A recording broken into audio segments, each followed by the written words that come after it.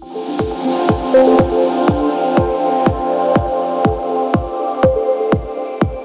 tarde a todos, sejam bem-vindos ao nosso programa de hoje, onde discutiremos alguns assuntos mais comentados da política e sociedade internacional. Comigo tenho quatro especialistas que nos ajudarão a entender melhor esses temas. Estão comigo Rebeca Andrade Arantes Robert, advogada, é sócia de diversos escritórios no Brasil, Israel, Portugal, com especialização em reestruturação empresarial, recuperação judicial e planejamento tributário.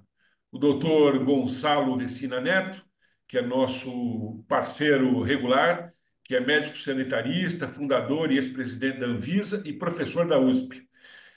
Também comigo, Rafael Richetti Fernandes Vitória, que é advogado especializado em direito previdenciário e do trabalho. E o jornalista Ivo Patarra, autor de 8 livros, incluindo Emendas Secretas, com ampla experiência em comunicação pública e política. No nosso programa do canal INAC. Todos aqui são bem-vindos. Inicio os nossos questionamentos. O governo sul-coreano enfrenta uma situação delicada. A agência anticorrupção do país pediu a acusação formal contra o presidente afastado, alegando envolvimento em corrupção. Gonçalo, o que isso significa para a política sul-coreana e para a estabilidade desse país e como isso acaba sendo identificado como exemplo para o mundo nessa nossa briga, muitas vezes inglória, né, por políticas anticorrupção? Bom, bom dia a todos, boa tarde já a todos e todas. É um prazer estar aqui com vocês e agradeço também a presença dos nossos companheiros e nossa companheira de bancada, né? A África, a Coreia do Sul é um país que tem suas controvérsias, né? Primeiro, é considerado um dos tigres asiáticos, esses países que conseguiram fazer uma revolução num tempo, uma revolução industrial e mudar muito a sua condição de produção e de civilização, né? Segundo, é um país que até bem pouco tempo atrás viveu ditaduras, né? O Brasil e a Coreia tiveram muito próximos do tempo em que viveram em ditaduras. E há algum tempo a Coreia está construindo a sua democracia, ao mesmo tempo que sim conseguiu construir um milagre econômico e se transformar em uma potência do ponto de vista tecnológico como a que nós temos visto. Por outro lado, aconteceu esse desastre, é um desastre social e democrático, com um presidente que se envolveu em atos de corrupção e tentou dar um golpe, né? Um golpe muito semelhante ao que nós vivemos aqui no Brasil no final do governo anterior, com a tentativa de. E o que aconteceu também no primeiro governo Trump, com a invasão do Capitólio, né? Janeiro é um mês interessante, temos que começar a ter preocupações com janeiro, né? E janeiros aconteceram em vários países, aqui no Brasil, nos Estados Unidos e agora na Coreia, problemas que ameaçam o Estado democrático de direito. Pois bem, eu acho que o que nós temos que aprender, e o mundo tem que aprender, é que o sistema de freios e contrapesos de uma democracia tem que estar funcionando, né? O, por um lado, nós temos o autoritarismo, por outro lado, nós temos a bagunça, né? E eu acho que nenhum dos dois lados são desejáveis para uma sociedade que quer uma condição melhor para os seus habitantes. Então, eu espero que a gente aprenda com o que está acontecendo na Coreia do Sul e que a Coreia do Sul consiga suplantar as dificuldades que ela está vivendo hoje, pelo tipo de confluência de problemas que ela teve do ponto de vista da corrupção, de mobilização popular e aí também o tipo de participação das Forças Armadas.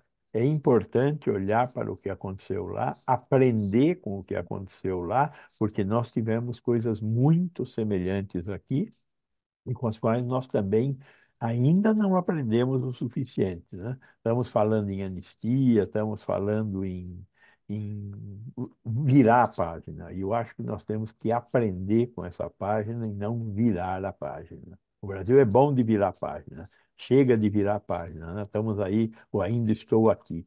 Nós temos que aprender com o ainda estou aqui. Temos que cobrar das pessoas que cometeram erros e que colocaram a democracia em risco. Eu acho que essa é a condição que a Coreia também tem que buscar viver com o seu, ex-governante. Rafael, essa questão, que é uma questão bastante importante, ela teve uma repercussão muito séria nessa questão envolvendo democracias, né, em momentos como esse. E aí eu faço a seguinte indagação, né? Como nós tivemos lá um conflito entre cumprimento de ordem por parte do Poder Judiciário, na realidade o Poder Judiciário emitiu uma ordem, as Forças Armadas não quis cumprir a ordem, né? Então nós tivemos uma situação muito séria, né? O que pode ser feito de forma preventiva, e isso foi colocado com muita felicidade por parte do Gonçalo, né? Nós precisamos aprender com o que acontece no mundo, né? O que você entende que nós poderíamos aprender com tudo isso? Então, doutor Francisco Miné, é uma honra revê-lo e de participar aqui da nossa conversa. Espero que tenhamos aí um ótimo programa. Cumprimento meus pares, doutora Rebeca, doutor Gonçalo, doutor Ivo e todos os internautas do programa.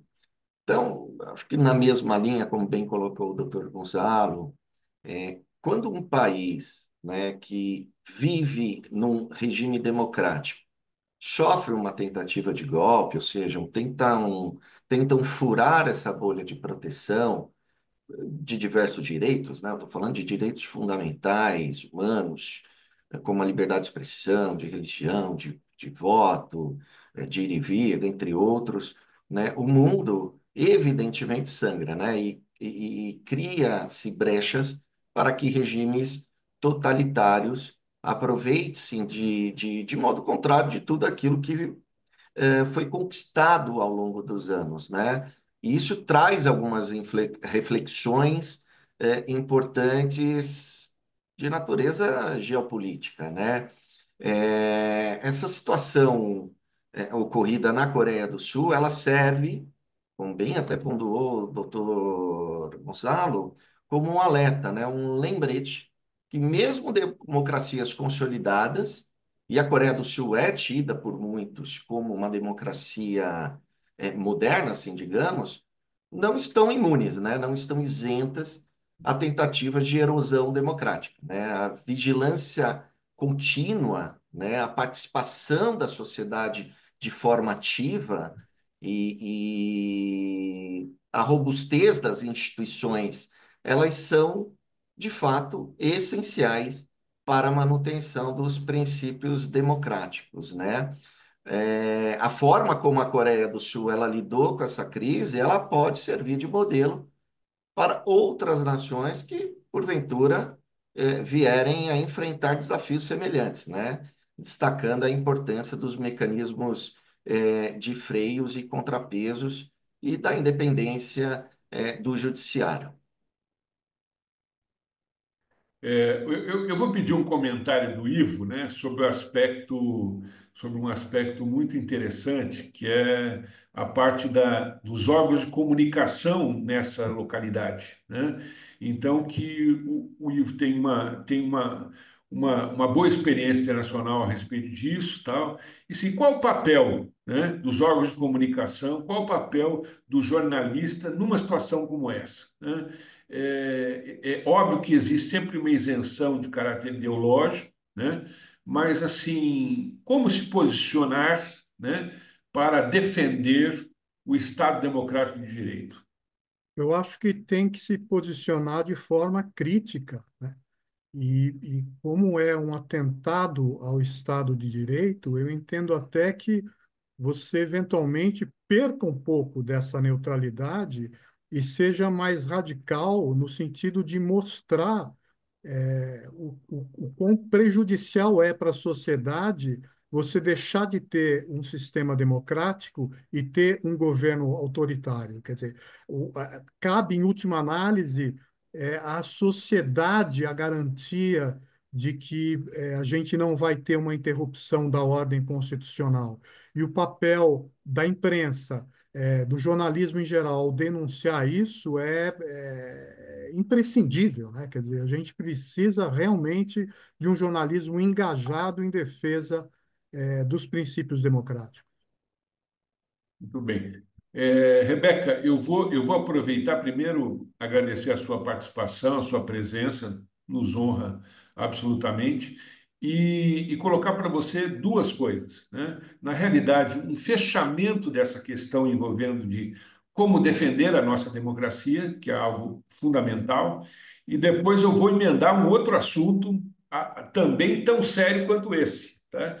Que é o que envolve o seguinte tema: existe uma questão muito séria de má distribuição de renda no mundo, né? Cada vez mais pessoas acumulam mais dinheiro e esse dinheiro e a tendência disso é algo que extrapola a questão da distribuição econômica, né? Então, eu gostaria que você, por favor, fizesse o fecho, né, dessa questão do que pode ser feito para defender a democracia e, de outro lado, você pudesse repercutir essa outra questão que foi citada pela Oxfam, que divulgou um relatório apontando que a riqueza de muitos bilionários tem origem em heranças, monopólios e práticas corruptas, né? Então, eu queria que você fizesse, primeiro, desse um fechamento dessa questão da defesa do Estado Democrático e comentasse sobre essa questão, ou seja, como evitar esse acúmulo exagerado de recursos e, ao mesmo tempo, como isso repercute na balança de poder. Rebeca. Wilson, bom dia a todas e todos. Obrigada pela pergunta. São temas, sem dúvida nenhuma, relevantes. Foram faladas muitas questões aqui. E eu gostaria de tentar comentar todas, mas vou pincelar sobre essa última questão. Um ponto que foi falado logo no início, que é o fato de que muitas coisas ocorrem em janeiro. De fato, janeiro é um mês que está sendo importante para a gente ficar mais atento. A gente tem aqui presente na nossa bancada um jornalista internacional, e o jornalista, a gente sabe que ele não tira férias, e ele sabe dizer que isso acontece há muito tempo, na verdade. Toda virada de ano, a gente tem aí uma oportunidade, exatamente porque as pessoas entram em recesso, e isso acontece no mundo todo, em razão dos feriados que são religiosos, e o próprio feriado do Réveillon, que é um feriado que se estende no mundo todo, é um feriado ocidental, mas que o Oriente também comemora, e independente do calendário, porque em Israel o calendário é diferente, mas é um dia, sem dúvida nenhuma, que há um recesso geral, um período em que há um recesso geral no mundo todo. E que políticos aproveitam, ora, para passarem alguns projetos de lei que a gente não fica tão atento, é difícil de acompanhar e que a gente tem surpresas depois no começo do ano. Então, de fato, em janeiro é um mês que a gente pode esperar surpresas, e nem sempre surpresas tão boas. Então, nesse ponto, eu concordo, assim como eu concordo com todas as outras falas, e aí eu gostaria de finalizar esse comentário para entrar nesse outro assunto, Francisco, que diz respeito aos dados recentes divulgados pela Oxfam, que é uma organização, é um CIP, na verdade, é uma organização não governamental e que estuda assuntos relacionados à melhoria das condições sociais e até a redução das desigualdades sociais. Então, é um tema que toca o coração da democracia, e aí voltamos ao tema democracia e a desigualdade, justiça, e eu gostaria de falar novamente sobre a necessidade de que a própria população, a sociedade civil, fique atenta. E nada melhor do que dizer a respeito do poder do voto. Aí a gente tem que o que foi revelado nessa pesquisa, que a riqueza de muitos bilionários brasileiros não vem só do trabalho duro ou da inovação, mas de heranças, monopólios e até práticas corruptas. Um tema tão caro para o Instituto Não Aceito Corrupção, né? Então, diante disso, surge a pergunta: como podemos mudar essa realidade? A resposta está no uso consciente do nosso maior instrumento de transformação social, que é o sufrágio universal. O voto não é apenas um direito, é uma ferramenta de equilíbrio social. Claro que a nossa democracia ela é considerada jovem ainda, mas é importante a gente mencionar que a gente tem um instrumento poderoso nas mãos. Quando escolhemos nossos representantes, decidimos que quem terá o poder de criar leis, fiscalizar o governo, definir políticas públicas que podem combater ou perpetuar a desigualdade, estão nas nossas mãos. Essa definição está nas nossas mãos. Mas a baixa participação política da população favorece justamente aqueles que já dominam o sistema e querem mantê-lo como está. Pensemos no impacto de eleições em temas como reforma tributária, regulação de monopólios e combate à corrupção. Políticos comprometidos com o interesse público podem propor medidas que distribuam melhor as riquezas e fortaleçam os direitos sociais. Se continuarmos elegendo quem serve apenas a interesses privados, veremos um país onde os mais ricos acumulam ainda mais e os mais pobres enfrentam um sistema que os exclui. O que queremos para o Brasil? Um Estado capturado por elites econômicas ou um país onde todos tenham oportunidades reais? Essa mudança depende de cada um de nós.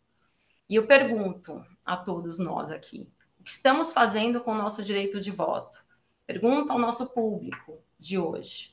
Ele está servindo para transformar ou para manter tudo como está? Porque democracia não se faz de 4 em 4 anos, se constrói todos os dias.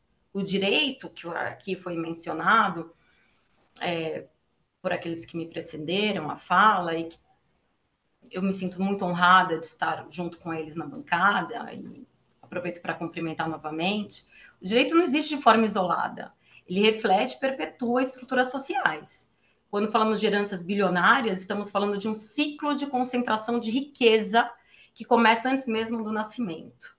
Quem nasce em uma família rica herda não só dinheiro, mas influência, educação de elite, acesso a oportunidades que a maioria jamais terá. Monopólios de grandes empresas dominam setores inteiros, sufocam a concorrência, ditam preços. O que podemos fazer? Pergunto a todos, até quando aceitaremos um sistema jurídico que protege privilégios e não promove justiça social? Porque justiça não pode ser só um conceito, tem que ser uma realidade para todos.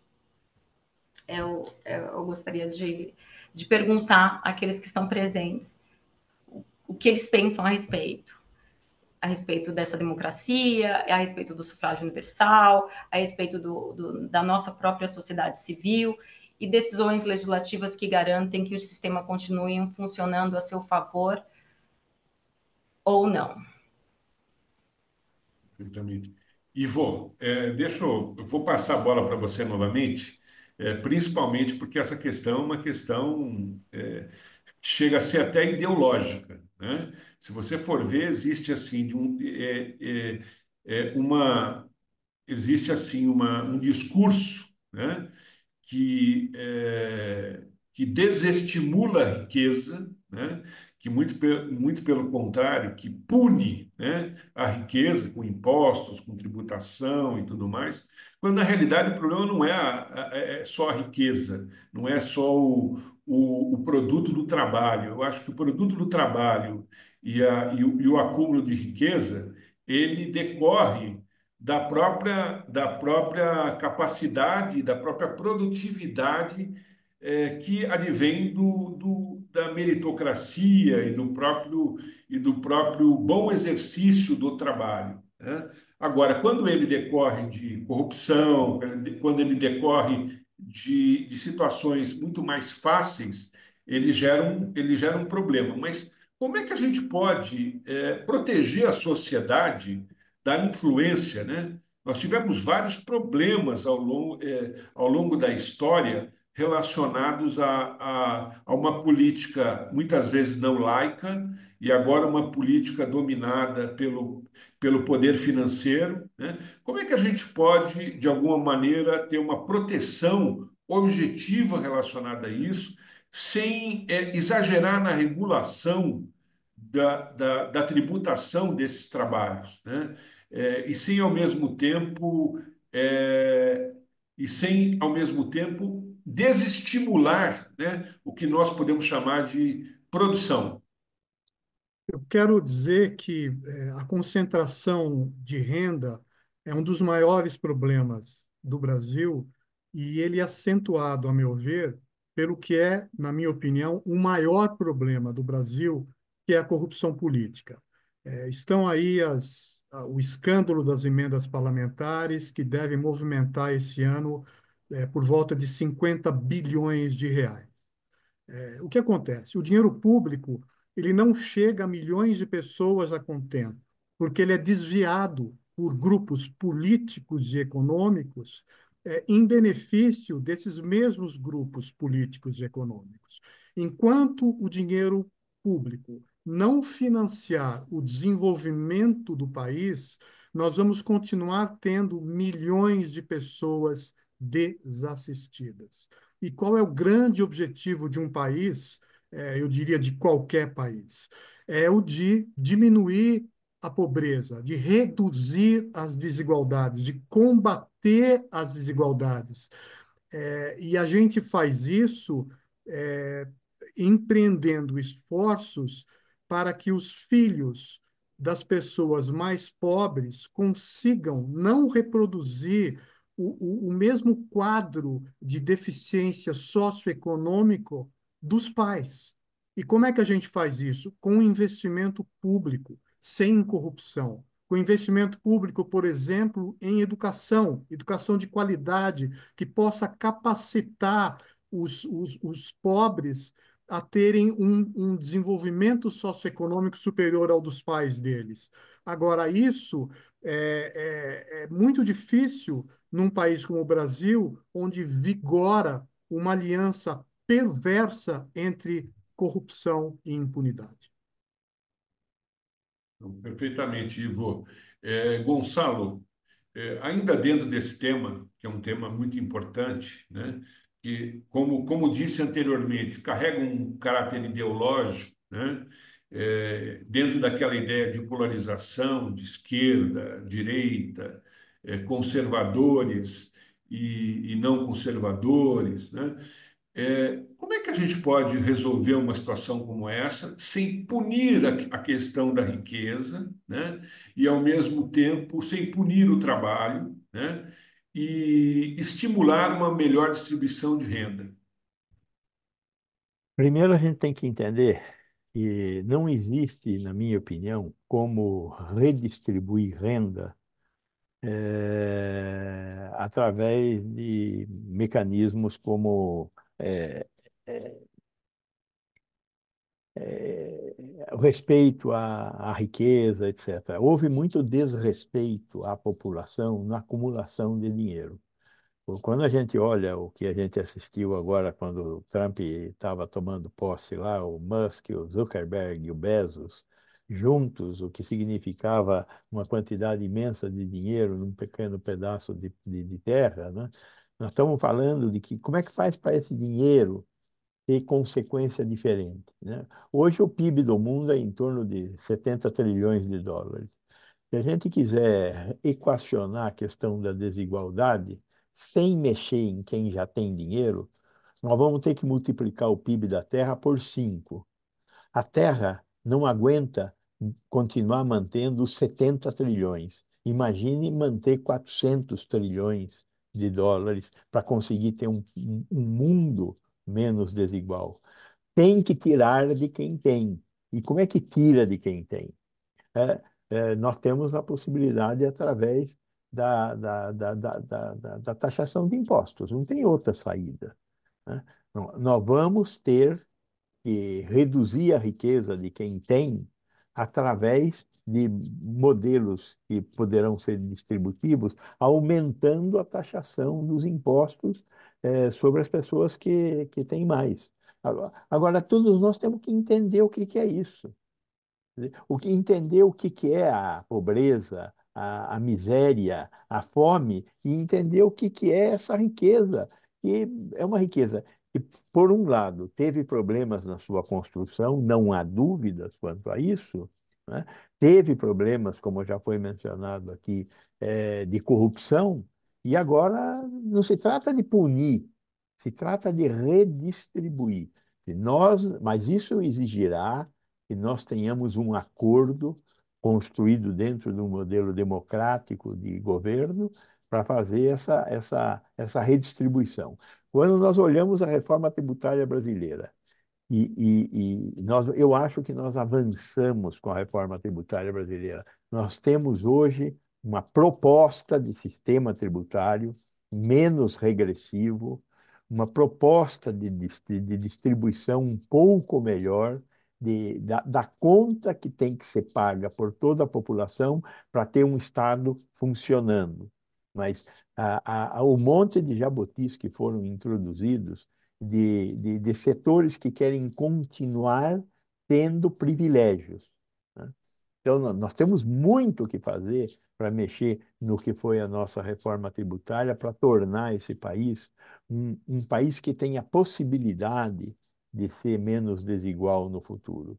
Então, o que falta? Falta entender que este mundo não foi feito para ser desigual. Este mundo tem um objetivo. Todos nós temos que ter uma melhor condição de vida, não uns terem e outros comerem migalhas que caem da mesa destes poucos que têm uma acumulação imensa de capital. A resposta à sua pergunta é que não tem como fazer o que você está supondo que seja possível de fazer sem, eh, sem dor. Sem dor. Gonçalo, aproveitando a sua deixa, tá? Porque você colocou você falou de PIB do mundo, né? Só uma notícia quentíssima, né? Que por conta de inovação tecnológica, né, e criação de um aplicativo novo, né, perdeu-se US$ 1 trilhão, tá, por conta de 2 dias, apenas pela criação de uma nova inteligência artificial chinesa, tá, mais barata, mais importante, mais interessante e tudo mais. E aí você teve uma derrubada mundial a respeito disso. Eu vou pedir para o Rafael aproveitar essa deixa e falar sobre isso. E depois, ato contínuo, Rafael, quando você se pronunciar sobre essa questão desse lado volátil, né, da riqueza, que de repente hoje você está rico, amanhã você está pobre, né? E dentro desse contexto, imaginar o seguinte, que nós temos uma grande crise migratória no mundo inteiro, né, que está sendo agora está transbordando nos Estados Unidos por conta de uma série de medidas de expulsão de migrantes para diversos países latinos e tudo mais. Eu queria que você que você repercutisse o primeiro assunto e o segundo, né? Como um eixo interessante. Então, Miné, toda vez que o mercado financeiro americano né? Ele sentiu, de fato, com esta criação de um novo instrumento de inteligência artificial, exatamente do maior rival de potência econômica do mundo, né? Que é a China, né? E, curiosamente, isso aconteceu exatamente ali a partir do momento em que se houve a posse, né, de Donald Trump, né? E temos até aquela cena com os grandes proprietários, CEOs das grandes Big Techs, né? Então, realmente, isso repercute no mundo. O mercado financeiro, ele é muito volátil, ele é muito sensível a essas inovações, e isso acaba repercutindo, que nem o Dr. Gonçalo falou, em um momento você é trilionário e em outro momento você não é mais, né? Agora, em relação à política que vem acontecendo nos Estados Unidos, né? Essa crise migratória é tão importante, que essa crise migratória não é de hoje, é uma crise antiga, mas hoje se tem dado mais notícia em relação a isso, né? Isso foi uma promessa forte, né, de campanha de Donald Trump, né, nas eleições norte-americanas, né? E ao que me parece, né, é uma tentativa de trazer mais segurança interna ao país, né? E aqui eu nem vou falar de eventuais violações de direitos humanos, né, que são notórios, né? Existe também uma necessidade de se reduzir gastos com despesas de migrações ilegais, né? A necessidade de cada vez mais se obter um controle migratório eficaz, aumento de tropas nas fronteiras e ainda, talvez, por que não, forçar aí uma taxação dos produtos importados pelos Estados Unidos, né? E isso, evidentemente, está gerando tensões bilaterais, né?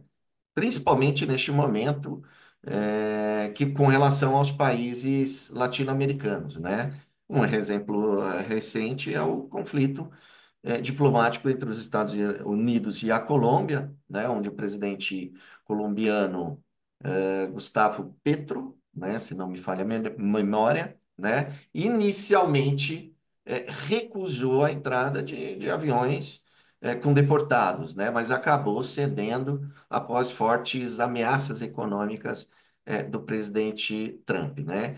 Então acaba sendo natural, né, entre aspas, que os países latino-americanos, né, que possuem uma elevada dependência econômica dos Estados Unidos, enfrentem dilemas, né, para equilibrar aí a soberania nacional e a necessidade de manter essas boas relações comerciais, né? Os Estados Unidos acabam se utilizando, né, dessa ferramenta por ser a maior potência mundial, né, para assegurar aí esse plano intenso sobre as questões migratórias, né, que não é de hoje, como mencionei.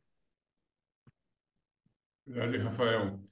Gonçalo, você deve ter uma opinião a respeito dessa visão sobre os países latino-americanos lidando com esse desafio e até com alguma provocação, né? Quando uma grande potência diz assim, olha, todo mundo precisa de mim, mas eu não preciso de ninguém, tá? Será que isso é verdade? Ou será que isso é uma falácia, né? E aí, por conta disso, pode tudo. Todos os países desenvolvidos hoje estão passando por uma crise de mão de obra. Falta mão de obra nesses países, né? Recentemente eu estava assistindo um jornal aqui, a Alemanha tem uma falta hoje de 70 mil motoristas de caminhão por ano. Ou seja, há uma queda da natalidade. O Brasil está sofrendo essa queda da natalidade. A taxa de reposição é de 2,1 filhos por família. Nós estamos com 1,4 filhos por família. e os países europeus mais baixos ainda. Então, nenhum país desenvolvido hoje conseguirá viver sem receber gente para conseguir continuar fazendo o que tem que ser feito. A questão toda é quem pode vir, né? O que está acontecendo lá hoje no Congo? Então, fruto do que aconteceu em Ruanda, com a crise dos Tutsis, onde 2 milhões de pessoas foram massacradas. Está acontecendo de novo, lá no Congo, neste momento. O que que isso nos interessa? Não interessa nada, que se matem, né? São pretos mesmo, que se matem, né? Então, esta é uma questão. O mundo tem que ser enxergado de uma forma diferente por nós. Nós não podemos ignorar esses fluxos migratórios. Eles são fruto do desastre social que existe no Congo hoje, que existe em Ruanda, que existe nos países africanos de uma maneira geral, e que nós estamos de olhos fechados para isso. Existe uma epidemia de mpox, lá, da varíola do macaco, lá na África. Qual é a saída para conter a epidemia de varíola do macaco? Vacina, que eles não têm dinheiro para comprar e que nós temos vacina. Vacina que foi produzida com interesse em ter uma arma de guerra, porque não existia varíola no mundo. E quem fez a vacina contra a varíola estava interessado numa arma de guerra, né? Mas tem vacina. Por que não manda vacina para ser tomada lá no Congo, em Burkina Faso, para conter a epidemia? Nós só falamos de mpox quando aparece um europeu que foi para lá e voltou com a doença. Então, nós temos que ter uma visão mais global de mundo. Temos que reconstruir uma ordem mundial. E as crises migratórias vão ser cada vez mais graves. É a Venezuela vindo para o Brasil, é a Bolívia tentando entrar na desastrada Argentina, né? São os africanos, de uma maneira geral, tentando entrar na Europa. Ou seja, as crises migratórias têm que ter um olhar que não é um olhar naquela fronteira, é um olhar mundial. E nós vamos ter que repensar o que nós chamamos de ONU. E junto com o que nós chamamos de ONU, os diversos instrumentos que a ONU tem para tentar melhorar a vida na Terra, como o caso da Organização Mundial da Saúde. Mas não tem saída, olhar pontualmente não resolverá nenhuma crise migratória. Perfeitamente. Vamos mudar um pouquinho o tema. Vamos falar um pouquinho da falta de transparência para a escolha das presidências das casas legislativas, tá? Eu vou começar com o Ivo sobre isso, porque no Brasil a escolha de presidente da Câmara e do Senado, ela tem gerado controvérsia, especialmente pela falta de transparência. E essa falta de transparência, sem participação da sociedade, é algo que gera uma dúvida muito grande, porque na prática, quando se já negocia essas presidências da Câmara, das câmaras, das assembleias, já se tem toda uma composição, toda uma barganha relacionada às chamadas mesas diretoras. Então, que são os órgãos de deliberação mais importantes, como Comissão de Constituição e Justiça, como Comissão de Ética, como comissão, como corregedoria das casas, entre outras coisas mais de grande importância, né?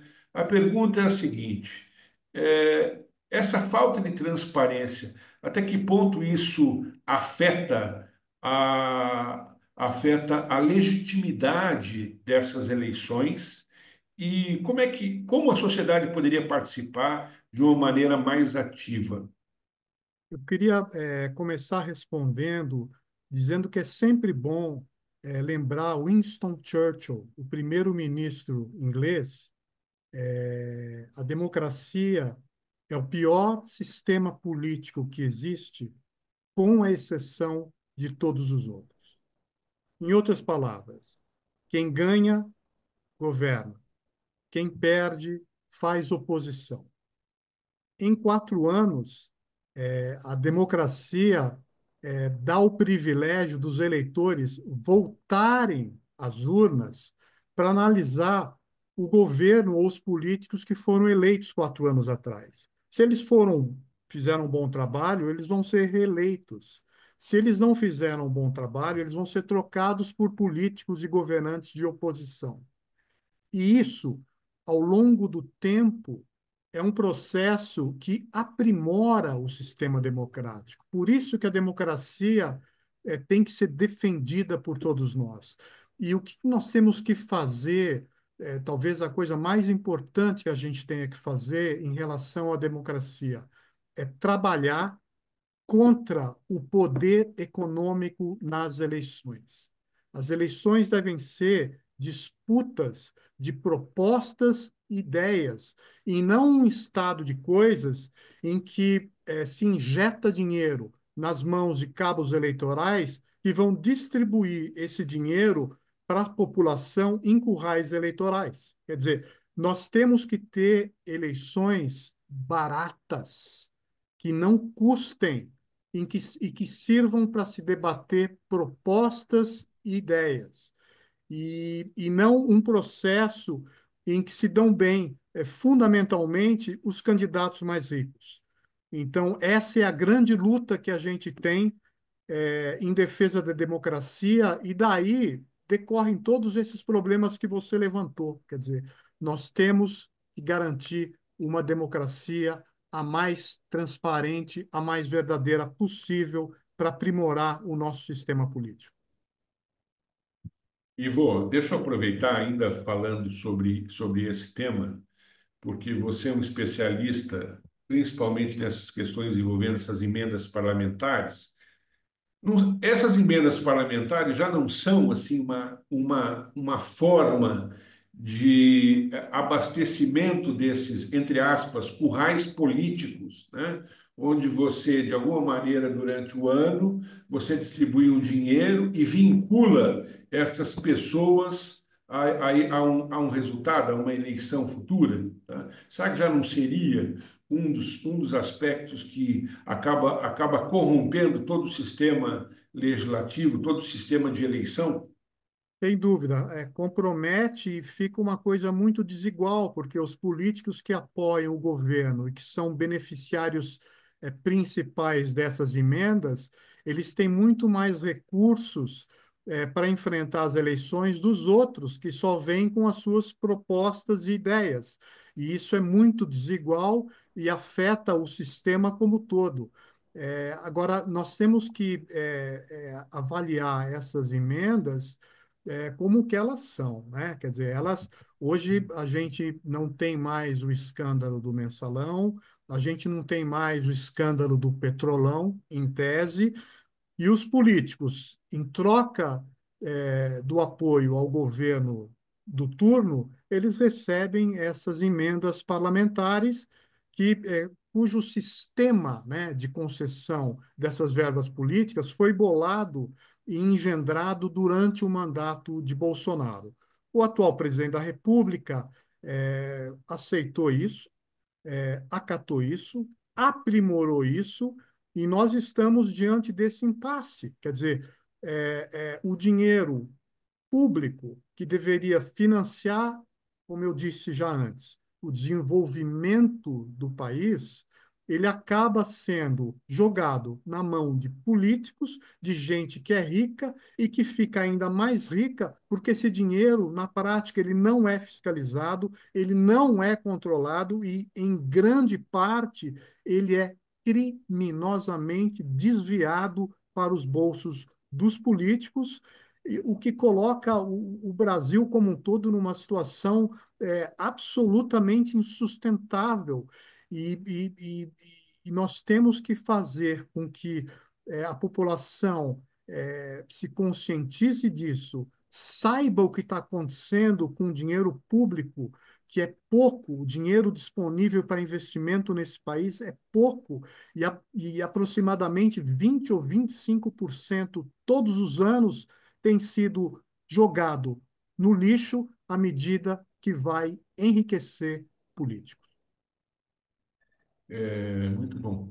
Rebeca, o que você vê sobre essa questão da falta de transparência à medida em que a sociedade não participa porque não é transparente. E mesmo quando pseudo-transparente, quando essas informações aparecem na internet, aparecem nos sistemas e tudo mais, as pessoas não compreendem isso. Falta o quê? Uma educação para a cidadania? Ou seja, qual a forma de interferir do cidadão participar efetivamente? Diante de tanta tecnologia, de tanta coisa, de tanta inovação, se tem mecanismos tão frágeis a respeito disso. É incrível, esse tema de fato é muito importante e isso me lembra que no dia 1º de janeiro eu estava na posse do novo prefeito e de alguns vereadores numa cidade aqui do estado de São Paulo. E nesse mesmo dia que ocorre a posse, não sei se nossos ouvintes e telespectadores e internautas sabem, mas nesse mesmo dia acontece uma sessão,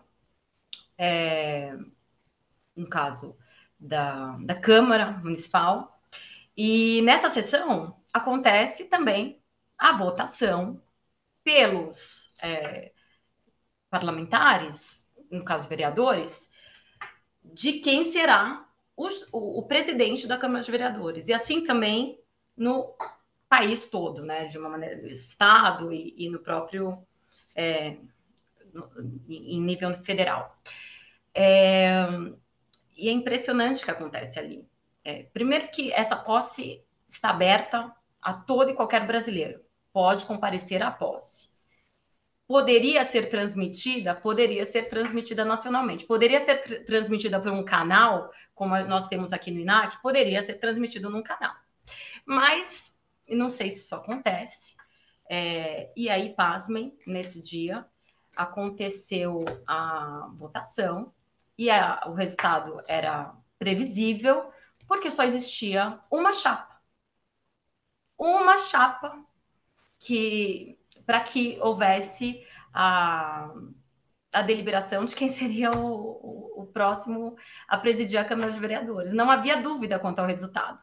Engraçado que eu levei a minha filha de 7 anos comigo e ela saiu de lá perguntando, mas não tinha como ser diferente. Uma menina de 7 anos tem condições de entender isso. Falta educação de cidadania, eu acho que falta informação mesmo. Sabe, o portal da transparência e tudo mais, tudo isso muito louvável. O fato é que tem muita coisa que deve ser divulgada pelos canais que chegam até a população.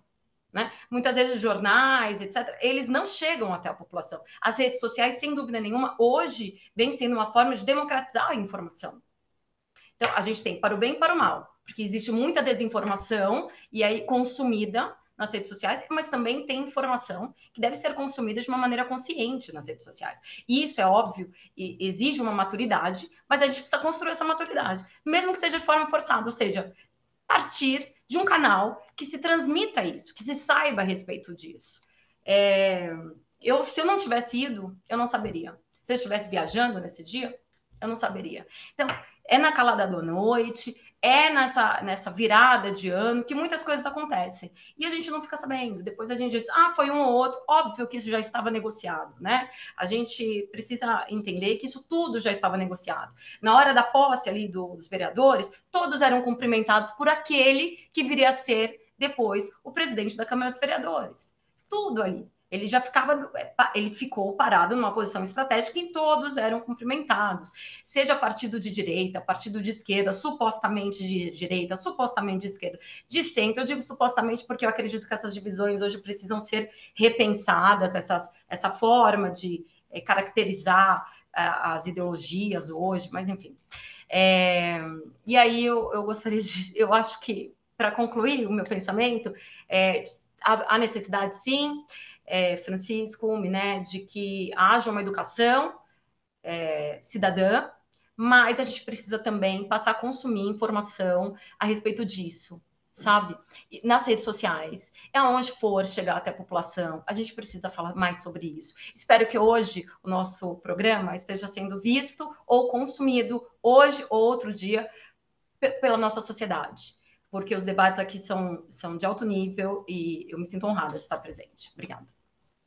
E o nosso ouvinte, nosso internauta, poderá assistir ao nosso programa pelo https://youtube.com/live/RA60NY e 8MYO. Então, nós estaremos todas as quintas-feiras. Antes de nós concluirmos o nosso programa, eu vou fazer uma pergunta para o Rafael, a respeito de algumas alterações da Justiça do Trabalho. A Justiça do Trabalho sempre inovadora, traz algumas coisas diferentes. Agora, quem toma uma dupla falta considerada grave, pode ter revertido a chamada justa causa, Rafael? Então, esse é um aspecto. A Justiça do Trabalho ela é bem inovadora em relação a essa questão. Será que isso não vai amedrontar, né, quem realiza emprego formal? Miné, realmente o direito do trabalho sempre tem decisões inovadoras, né? E só para trazer essa informação para o nosso ouvinte, né? Recentemente nós tivemos a notícia, né? Que vem sendo veiculadas aí nas mídias e debatidas até nos grupos de direito do trabalho, sobre uma decisão da sétima turma do Tribunal Regional do Trabalho da Segunda Região, que é aqui de São Paulo, tá?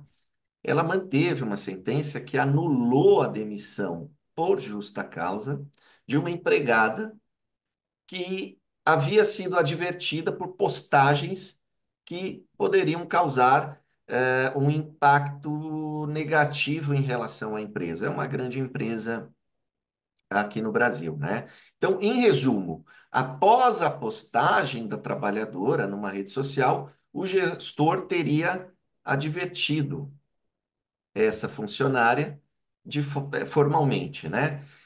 Então, quando se tem uma situação prevista em lei, em especial aquelas elencadas lá no artigo 482 da CLT, a empresa pode desligar o seu colaborador. E o ato lesivo contra a honra e a boa fama da empresa é uma dessas hipóteses, né?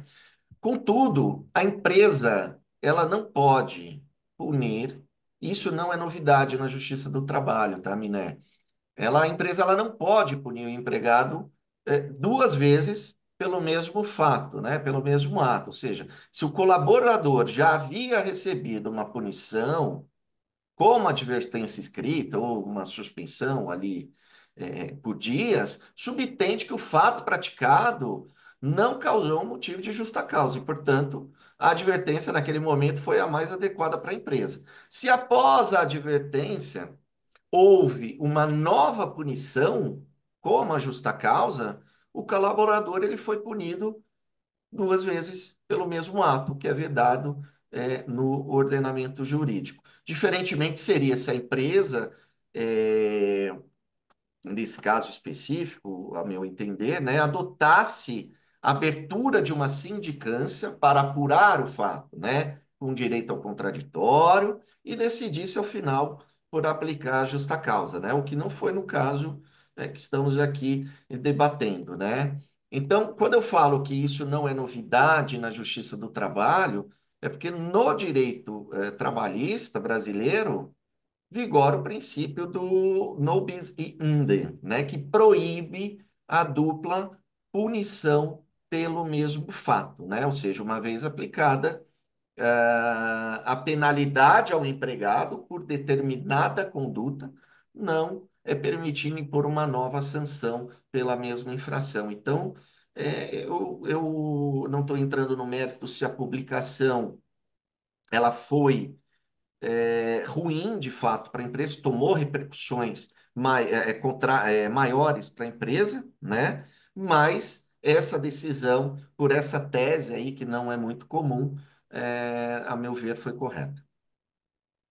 Perfeitamente. Eu até lembrei de uma situação outra relacionada à questão da justa causa, que é a questão do chamado perdão tácito, né? Ou seja, se a empresa perdoou, mudou de ideia, né? não dá para voltar atrás e, de repente, punir, né? Aplicar uma justa causa. E isso é algo absolutamente sério, que diz respeito, inclusive, ao tempo de aplicação da pena, né? É né? algo, inclusive, presumido, né? Eu acho que esse é um aspecto, Rafael, também relevante. Mas nós estamos nos nossos finalmente aqui no nosso canal INAC. Você pode participar, internauta e ouvinte, aqui pelo 011 29 365 365. Nós estamos sendo transmitidos pela rádio 365. Participe do nosso programa. Sempre, o nosso programa ocorre às quintas-feiras, das 12 horas às 13, pela rádio 365. Participe também do quinto Prêmio INAC de Integridade. Estão abertas as inscrições nas categorias Academia, Tecnologia, Inovação, Experiência Profissional, Boas Práticas de Governança, Corporativa, Jornalismo Investigativo, Jornalismo Local e Integridade. E você pode inscrever-se pelo www.prêmio é, prêmio na de integridade.com.br. Então, participe, é muito importante para nós a sua participação. Eu vou passar a palavra rapidamente para cada um dos nossos participantes para que se despeçam, né? Agradecendo aqui a participação de cada um deles que abrilhantaram aqui o nosso programa de hoje, tá? Rebeca. Vou comentar, então, aproveitando o meu momento de despedida, agradecer a todos aqui comigo nessa bancada, agradecer a todas e todos que estão nos ouvindo e comentar sobre essa questão da justiça do trabalho rapidamente, porque meu coração pulsa nessa hora, já que eu ouso discordar de que não há inovação por parte da Justiça do Trabalho nesse caso. O artigo 482 da CLT, ele é o mesmo com relação a essa questão do princípio da non bis in idem, inclusive é um princípio aplicado não só para a Justiça do Trabalho e para o direito do trabalho, mas para os direitos não penais e para o direito penal, então é de largo conhecimento. E o que aconteceu nesse caso foi que o tribunal, ele confirmou uma decisão de primeiro grau. Decisão de primeiro grau que só puniu a empresa porque, na verdade, o preposto confessou de que aconteceu, de fato, o que foi ali descrito já pelo doutor Rafael. Agora, a punição ou a sanção disciplinar, nesse caso, exige de profissionais das empresas que eles estejam alinhados com a assessoria jurídica. Veja que aqui houve uma questão relacionada à ouvidoria e ao RH, que não conversaram. E hoje a gente tem canais de ética nas empresas que escutam dos empregados, como um canal de ouvidoria, o que aconteceu eventualmente. E aí, então, por isso é que surgiu uma dupla punição, porque, na verdade, não houve diálogo entre o gerente e o canal de ouvidoria, que ambos são da empresa. Então, ao meu entender, foi uma decisão correta do seu trabalho, que se coaduna muito bem com a legislação e com a própria jurisprudência. Obrigada. Muito bem.